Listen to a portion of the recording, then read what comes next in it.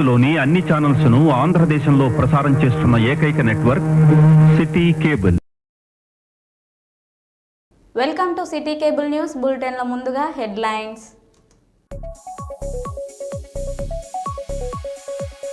ఆకతాయిలకు reels చేసుకోవడానికి అడ్డాగా మారిన తెలంగాణ పోలీసుల వాహనాలు.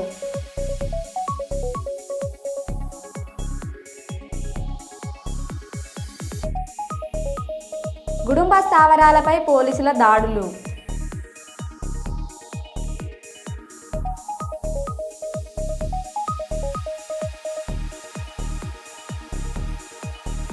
నరసన్నపేట మండలం మడపం టోల్ ప్లాజా వద్ద నరసన్నపేట పోలీసులు వాహనాలు తనిఖీలు.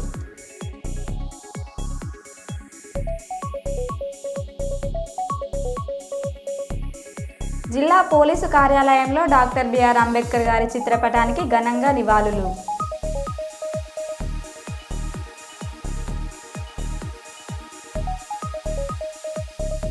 ప్రేమ వివాహం చేసుకున్నాడని యువకుడి కుటుంబ సభ్యులపై దాడి చేసి యువతిని తీసుకెళ్లిన ఆమె బంధువులు.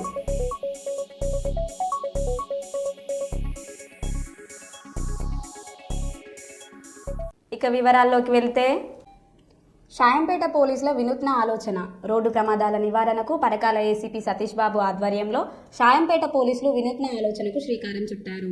షాయంపేట మండలంలోని కొత్తగట్టు సింగారం గ్రామ క్రాస్ రోడ్డు సమీపంలో తరచూ రోడ్డు ప్రమాదాలు జరుగుతున్నాయని, దీంతో పరకాల ఏసీపీ సతీష్ బాబు ప్రత్యేక చొరవ తీసుకుని రోడ్డు ప్రమాదాలు నివారించడానికి రాత్రి సమయంలో చీకటిలో కూడా కనిపించే విధంగా 3D రేడియంతో చేయించిన స్టిక్కర్లు కొత్తగట్టు సింగారం గ్రామ క్రాస్ రోడ్డు సమీపంలో ఏర్పాటు చేశారు.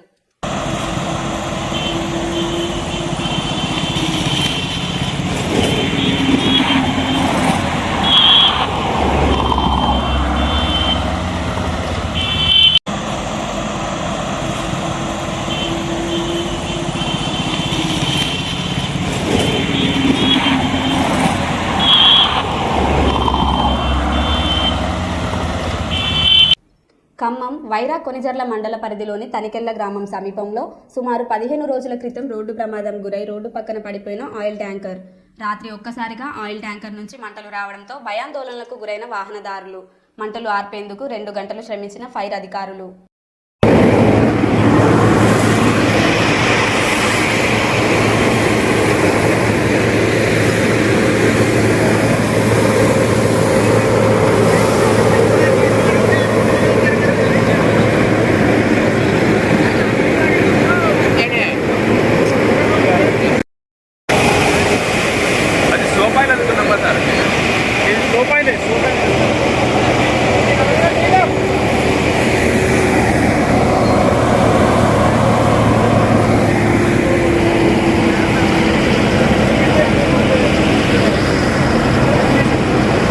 వరంగల్ జిల్లా వర్ధనపేట మండలంలోని ఉప్పరపల్లి క్రాస్ వద్ద 100 పడకల ప్రభుత్వ ఏరియా ఆసుపత్రి భవన నిర్మాణానికి భూమి పూజ నిర్వహించారు. అనంతరం వర్ధనపేట ఎమ్మెల్యే క్యాంప్ కార్యాలయంలో వర్ధనపేట నియోజకవర్గంలోని వివిధ మండలాలకు చెందిన మహిళా సంఘాలకి 11,07,75,000 రూపాయల వడ్డీ లేని రుణాల చెక్లను మహిళలకి జిల్లా కలెక్టర్ సత్యశారద దేవి, టెస్క్యాబ్ చైర్మన్ మార్నేని రవీందర్ రావు గారితో కలిసి అందించారు. అదేవిధంగా మెంతా తుఫాన్ దాటికి ఇల్లు కోల్పోయి నిరాశ్రయులైన లబ్ధిదారులకు ఉచిత రేషన్ బియ్యాన్ని పంపిణీ చేశారు. ఈ సందర్భంగా వారు మాట్లాడారు.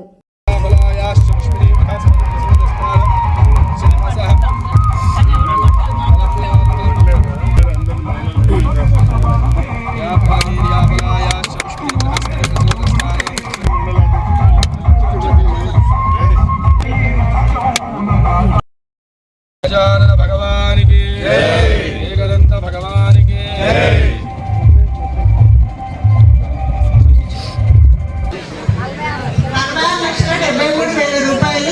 వడ్డీ లేని ప్రతి సంఘంలో అమౌంట్ పడుతుంది కాబట్టి అందరూ చాలా సంతోషంతో వచ్చాం సార్.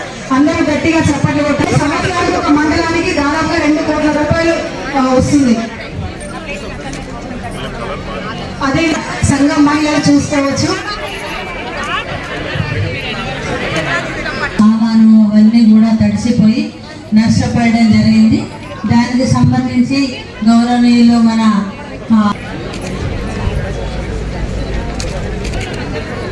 కొంచెం జరగమ్మా.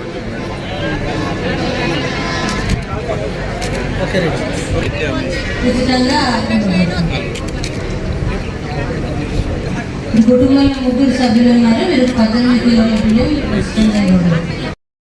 సెంటర్ హబ్గా ఆ స్థలాన్ని సేకరించి మనం అక్కడ ప్రారంభించుకున్నాం. అలాగే వర్ధనపేటలో చాలామంది డయాలసిస్ పేషెంట్స్, వారికి కూడా యూనిట్ శాంక్షన్ అయింది. అతి త్వరలో అది కూడా మన ఆసుపత్రికి వస్తుంది. ప్రజలు కూడా శాంక్షన్ చేస్తున్నారు. సో దట్ ఈ యొక్క 5 మండలాలకి జఫర్గడ్డ, రాయపర్తి, వర్ధనపేట, పర్వతగిరి, ఐలూరికి ఒక హబ్ లాగా ఉంటుంది.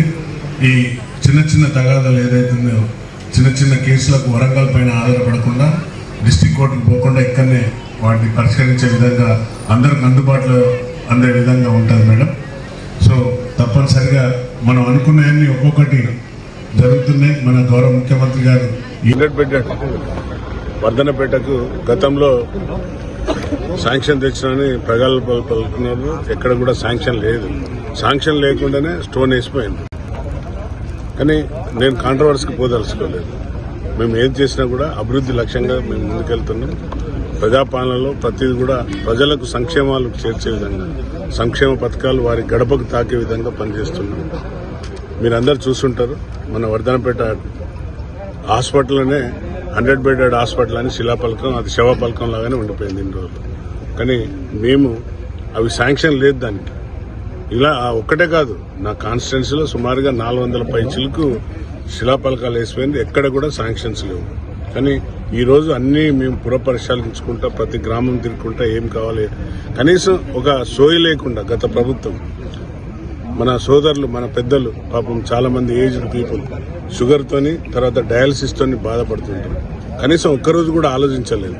కానీ నాకు ప్రజల పట్ల నన్ను గెలిపించినందుకు ఆ విశ్వాసంతో ఈరోజు అక్కడ మన వర్ధనపేటకు డయాలసిస్ సెంటర్ను కూడా శాంక్షన్ చేయించారు. అలాగే వారికి ఆక్సిజన్ ప్రాబ్లం ఉన్నదంటే వాలంటరీగా, అంటే మా రోటరీ క్లబ్ నుండి అక్కడ ఆక్సిజన్ అది కూడా ఇవ్వడం జరిగింది. సో ఏది చేసినా కూడా ప్రజలను ఉద్దేశించి పెట్టుకొని చేస్తున్నాం. ప్రజలు కోరిక మేరకు, అలాగే మీరు చూసారు చెక్ డ్యామ్స్ కూలిపోయినాయి, 2 సంవత్సరాలు కొట్టుకపోయినాయి. నా సొంత నిధులతోని కాలువలు క్లీన్ చేసి కాలువలు నింపించినాను. కోనారెడ్డి చెరువు ఈరోజు సస్యశ్యామలంగా నిండి మత్తడి పోసినందుకు రైతులు చాలా ఆనందంగా ఉన్నారు. సో ఏది చేసినా కూడా ప్రజలను దృష్టి పెట్టి సంక్షేమ ముఖ్యమంత్రి గారు ఏ విధంగా అయితే ప్రజాపాలన చేస్తున్నారో 18 గంటలు నిరంతరమైన అందుబాటులో ఉంటుంది. సో మేము కూడా అదే విధంగా నాయకులం కాకుండా సేవకులాగా చేసుకుంటూ వస్తున్నాం. ఈ ఆసుపత్రి అనేది చాలా ఇంపార్టెంట్. ఎడ్యుకేషన్ తర్వాత ఆసుపత్రి. యాక్చువల్లీ అది టెండర్ ప్రాసెస్ అయిపోయింది. ఎడ్యుకేషన్ది కూడా 200 కోట్లతోని young India school, Telangana young India school ఏదైతే శాంక్షన్ మా ముఖ్యమంత్రి గారు ఇచ్చారు, వారికి నా హృదయపూర్వక ధన్యవాదాలు. ఎందుకంటే వారే దీనికి విద్యాశాఖకు ఉన్నారు. అలాగే ఈరోజు 100 బెడెడ్ ఆసుపత్రులు భూపాలపల్లి మున్సిపల్ కార్మికుడు బొల్లి రాజయ్య అనుమానాస్పద మృతి. అధికారుల నిర్లక్ష్యమే కారణమంటూ కుటుంబ సభ్యుల ఆరోపణలు. మున్సిపల్ కార్యాలయం ముందు 2వ రోజు కూడా రిలే నిరాహార దీక్షలు. జాబ్ చాట్లో లేని పనికి పంపారు. రాజయ్య ఎలా చనిపోయాడో చెప్పాలి అని బంధువులు డిమాండ్ చేశారు.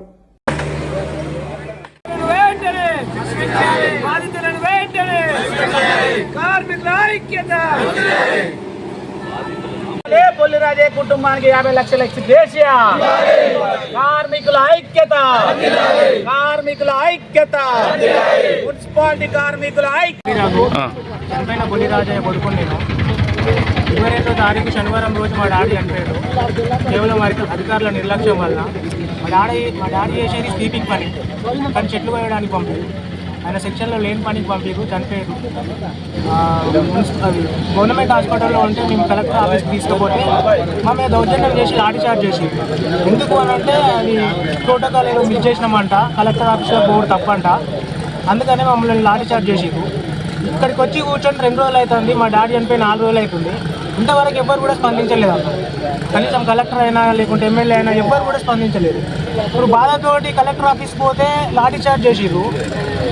ప్రశాంతంగా ఇక్కడ కూర్చుండి స్వచ్ఛందంగా మేము స్ట్రైక్ చేస్తుంటే మాత్రం ఎవరు పట్టించుకుంటలేదు.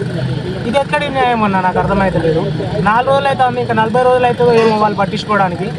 ఈ కోర్టు కావాల్సి వచ్చినప్పుడేమో వెనక తిరుగుతారు, సమస్య వచ్చి పడ్డప్పుడేమో ఎవరు పట్టించుకుంటారు. ఇంకొకటి ఏంటంటే మా డాడీ చనిపోయింది మున్సిపల్ ఆఫీస్లో ఉన్న అధికారుల నిర్లక్ష్యం వల్ల. మా డాడీ పని అది కాదు, అయినా కూడా పంపిర్రు. వాళ్ళ నిర్లక్ష్యం ఉన్నా కూడా ఎవరు స్పందించలేరు. పోలీసు వాళ్ళు ఏమో మమ్మల్ని కొడతారు. కొంచెం ఎక్కువ స్పందించినా కూడా మా మీద దాడి చేస్తున్నారు. దీన్ని అడిగేటోళ్ళు లేరు, ఎవరు అడుగుతలేరు. అసలు ఏం చేయాలి ఇప్పుడు ఈ భూపాలపల్లిన తెలంగాణ రాష్ట్రంలో ఏం చేయాలి మాకు అర్థమవుతలేదు. ఒక అన్యాయం జరిగిన వ్యక్తికి న్యాయం జరుగుడు ఇంత. భూపాలపల్లి జిల్లా కేంద్రంలోని మున్సిపల్ కార్యాలయం ముందు రెండో రోజు నిరవధిక నిరసన సమ్మెను మున్సిపల్ కార్మికులందరూ నిర్వహించడం జరుగుతుంది. ఈ కార్యక్రమంలో బీసీ ఎస్సీ ఎస్టీ జాగ్గా మేమందరం పాల్గొని భూపాలపల్లిలోని పనిచేస్తున్న మున్సిపల్ కార్మికులందరికీ ఖచ్చితంగా బీసీ ఎస్సీ ఎస్టీ సమాజమే, అగ్రవర్ణాల్లో ఒకరు ఇద్దరు పేదలే దీంట్లో పనిచేస్తున్నారు కనుక ఖచ్చితంగా వీళ్ళందరికీ అండగా ఉంటామని ఈ సందర్భంగా తెలియజేస్తూ, మరి మున్సిపల్ కార్మికుల్లో అనేక రకాల సమస్యలు ఉన్నాయి. ఇవాళ బొల్లి రాజయ్య కావచ్చు, అంతకుముందు ఒక పెద్ద మనిషి కావచ్చు, అంతకుముందు ఒక ఆయన కావచ్చు, ఈ రకంగా ప్రతిసారి జరిగినప్పుడు ఇక్కడ ఉన్న అధికారులు కానీ వీళ్ళ పైన పనిచేసే అధికారులు, జిల్లా అధికారులు కానీ కనీసము కంటి తుడుపు చర్యగా చూస్తారు. అసలు కార్మికుడు అంటే విలువ లేదు, పారిశుద్ధ్య కార్మికుడు అంటే విలువ లేదు. చాలా బాధపడుతున్నా ఈ విషయంలో నేను. ఎందుకు అనంటే కరోనా మహమ్మారి వచ్చినప్పుడు గత 4 రోజుల క్రితం మున్సిపల్ కార్మికుడైన బొల్లి రాజయ్య గారు అనుమానాస్పదంగా మృతి చెందడం జరిగింది. అనుమానాస్పదంగా మృతి చెందిన బొల్లి రాజయ్య గారి కుటుంబానికి న్యాయం చేయాలనే ఏకైక డిమాండ్ తోటి మున్సిపల్ కార్మిక సోదరులు ఇక్కడ 2 రోజుల నుంచి నిరవధిక నిరహర్చిక చేస్తున్నారు. ఈ దీక్షకు ఇంతవరకు ఎలాంటి అధికారులు కూడా స్పందించలేదు.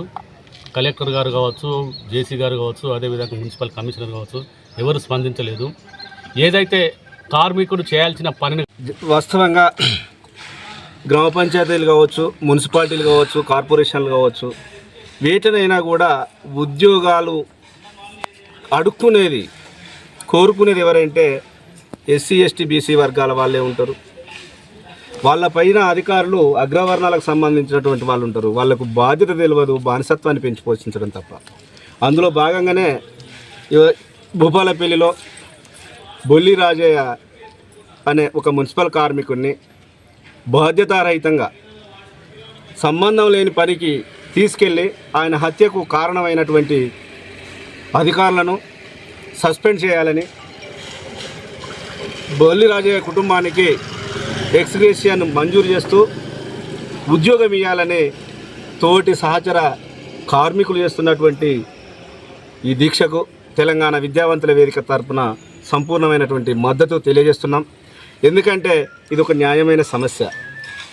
పాలకులు నేర్చుకున్నది అధికారులకు నేర్పిస్తారు. ఆ అధికారులు ప్రజల మీద ఆకతాయిలకు రీల్స్ చేసుకోవడానికి అడ్డాగా మారిన తెలంగాణ పోలీసుల వాహనాలు. పోలీస్ వాహనంపై కూర్చొని రీల్స్ చేసిన మరో ఆకతాయి. నారాయణపేట జిల్లా ఉట్కూరు పోలీస్ స్టేషన్ ఆవరణలో పోలీస్ వాహనంపై కూర్చొని రీల్స్ చేసిన వ్యక్తి. వీడియో వైరల్ అవ్వడంతో రీల్స్ చేసిన వారి పూర్తి వివరాలు తెలుసుకొని వారిపై చర్యలు తీసుకుంటామని తెలిపిన ఎస్ఐ.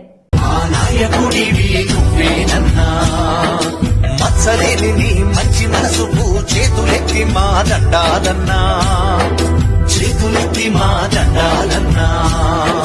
సూర్యుడల్లే ఉదయించే నేతవు నువ్వన్నా, సింహమల్లె గర్జించే ధైర్యం నీదన్నా, మాట తప్పని మడమ తిప్పని నాయకుడివి నువ్వేనన్నా, ఆ నాయకుడివి నువ్వేనన్నా. మత్సలేని నీ మంచి మనసుకు చేతులెత్తి మా దండాలన్నా, చేతులెత్తి మా దండాలన్నా. సూర్యుడల్లే ఉదయించే నేతవు నువ్వన్నా, సింహమల్లె గర్జించే ధైర్యం నీదన్నా. ములుగు జిల్లా గోవిందరావుపేట మండలంలోని పాపయ్యపల్లి మాన్సింగ్ తండాలలో పసర ఎస్ఐ కమలాకర్ నేతృత్వంలో బుధవారం ఉదయం ప్రత్యేక దాడులు నిర్వహించారు. అక్కడ అనుమానాస్పదంగా సాగుతున్న గుడుంబా తయారీ స్థావరాలను తనిఖీ చేసి మొత్తం 30 లీటర్ల నాటు సారాను స్వాధీనం చేసుకున్నారు. అక్రమంగా సారా తయారు చేస్తున్న పలువురిపై కేసులు నమోదు చేసినట్లు అధికారులు వెల్లడించారు.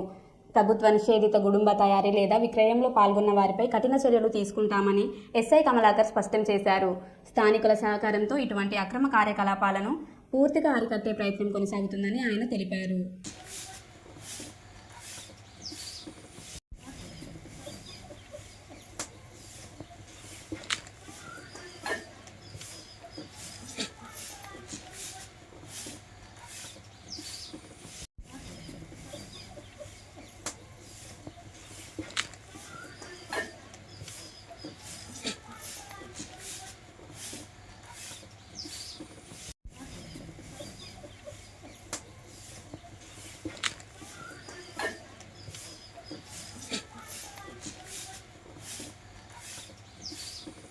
పరకాల మున్సిపల్ నూతన కమిషనర్గా బాధ్యతలు చేపట్టిన ఆంజనేయులు గారిని మర్యాదపూర్వకంగా కలిసి శాల్వాతో సన్మానించిన తెలంగాణ ప్రదేశ్ కాంగ్రెస్ ఎస్సీ సెల్ విభాగం vice president doctor Madikonda Srinu. Congress party Parakala పట్టణ సమన్వయ కమిటీ సభ్యులు 1వ వార్డు మాజీ కౌన్సిలర్ మడికొండ సంపత్ కుమార్, బీఆర్ఎస్ మాజీ కౌన్సిలర్ దామెర ముగిలి, బీజేపీ మాజీ కౌన్సిలర్ పూర్ణచారి, కాంగ్రెస్ పార్టీ జిల్లా నాయకులు బొచ్చు భాస్కర్, యూత్ కాంగ్రెస్ పరకాల మండలం ప్రధాన కార్యదర్శి సిలివేరు రాఘవ, నాయకులు బొజ్జం సాయి తదితరులు పాల్గొన్నారు.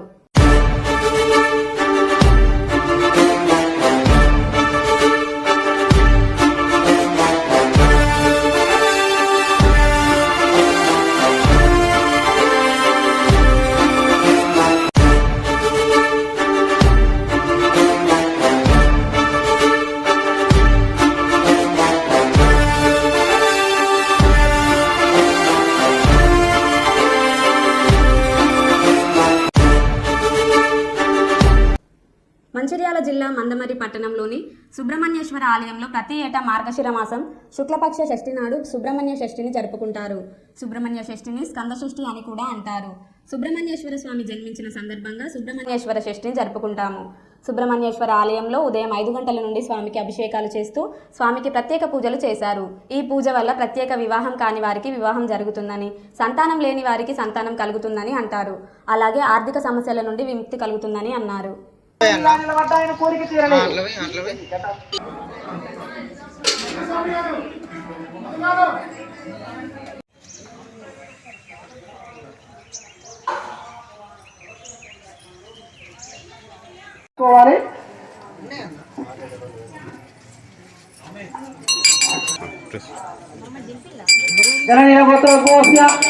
లక్ష్మీకాంత్ నామరేశ, గోపిచంద్ నామరేశ, సుహాసిని నామరేశ, అనిల్ నామరేశ, సకుటుంబస్య ధర్మపత్ని సమేత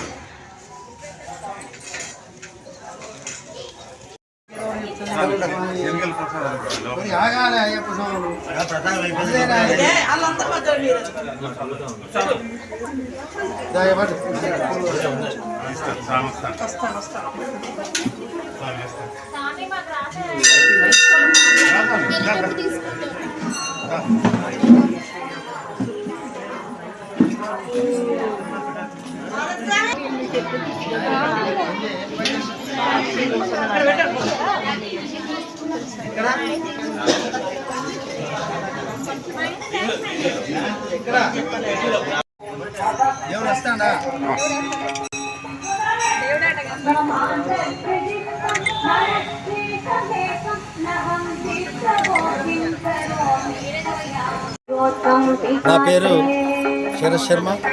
నేను హరిహర దేవస్థానంలో అర్చకునిగా పనిచేస్తున్నా. ఈరోజు సుబ్రహ్మణ్య షష్ఠి సందర్భంగా ఇక్కడ అభిషేక కార్యక్రమాలు మరియు సాయంకాలం వల్లి కళ్యాణం, వల్లి సుబ్రహ్మణ్య కళ్యాణం ఉంటుంది. ఈ కార్యక్రమంలో భక్తులు అత్యంత ఉత్సాహంగా పాల్గొని ఈ కార్యక్రమాన్ని జయప్రదం చేశారు. కాబట్టి వాళ్ళందరికీ ఆ భగవంతుని ఆయురారోగ్య ఆశీర్వాదాల నుండి వారి కుటుంబాలకు ఆయురారోగ్య ఐశ్వర్యాలు కలపాలని జీవిస్తూ జిల్లా ఎస్పీ శ్రీ సిరిశెట్టి సంగీత్ ఐపీఎస్ గారు బుధవారం కాళేశ్వరంలోని శ్రీ కాళేశ్వర ముక్తేశ్వర స్వామివారిని దర్శించుకున్నారు. ఈ సందర్భంగా ఆయన మీడియాతో మాట్లాడారు. ఎస్పీ గారు మాట్లాడుతూ రానున్న స్థానిక ఎన్నికలను శాంతియుతంగా స్వేచ్ఛగా నిర్వహించేందుకు జిల్లా పోలీసులు అన్ని ఏర్పాట్లు చేస్తున్నట్లు తెలిపారు. జిల్లాలో సమస్యాత్మక ప్రాంతాలు పలు చోట్ల గుర్తించినట్లు, అక్కడ ప్రత్యేక పోలీస్ బలగాలను నియమించి నిఘా మరింత బలోపేతం చేస్తున్నామని పేర్కొన్నారు.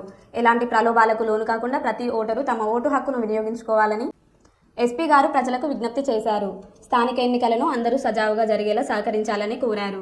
ప్రజలు మంచి నాయకుడిని తమ ఓటు ద్వారా ఎన్నుకోవాలని సూచించిన ఆయన ఎన్నికల నియమావళిని ప్రతి ఒక్కరూ తప్పనిసరిగా పాటించాలని తెలిపారు. ఎన్నికల నియమావళి ఉల్లంఘించినట్లయితే నిబంధనల ప్రకారం కఠిన చర్యలు తీసుకుంటామని హెచ్చరించారు.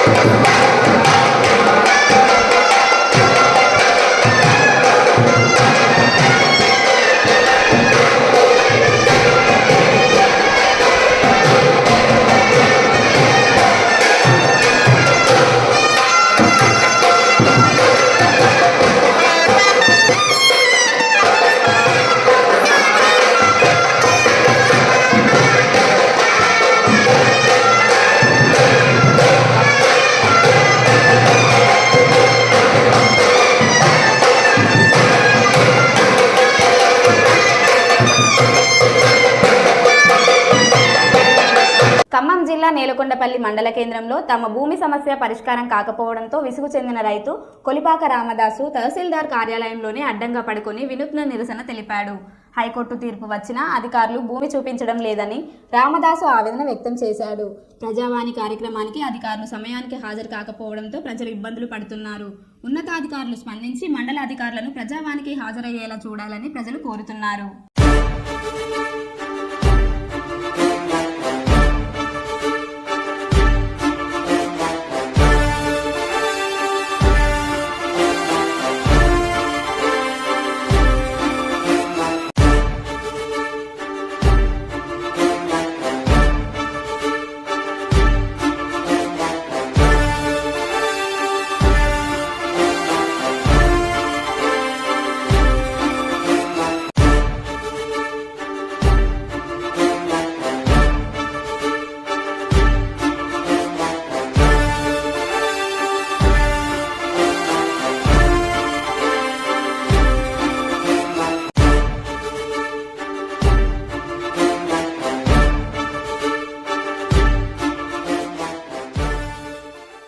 మా బీసీలను మోసం చేశారంటూ మంత్రి సీతక్కను నిలదీసిన కాంగ్రెస్ కార్యకర్త.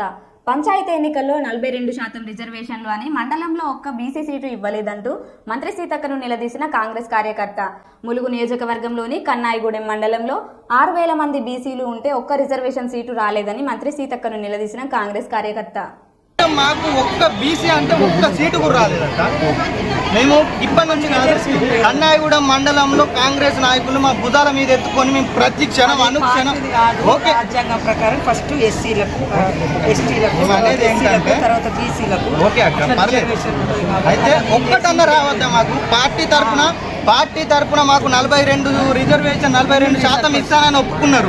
మా కన్నాయిగూడెం మండలంలో కనీసం ఒక్కటి కూడా రావద్దా బీసీలకు? మమ్మల్ని 2 జనరల్ ఒక్కటి ఇప్పుడు 2450 మంది ఉన్న ఎస్టీలకు 7 స్థానాలు వచ్చినాయి. మేము 6000 మాట్లాడదామన్నా మీరు ఎందుకు మాట్లాడుతున్నారు? మరో బులెటిన్లో మళ్ళీ కలుద్దాం. Stay tune.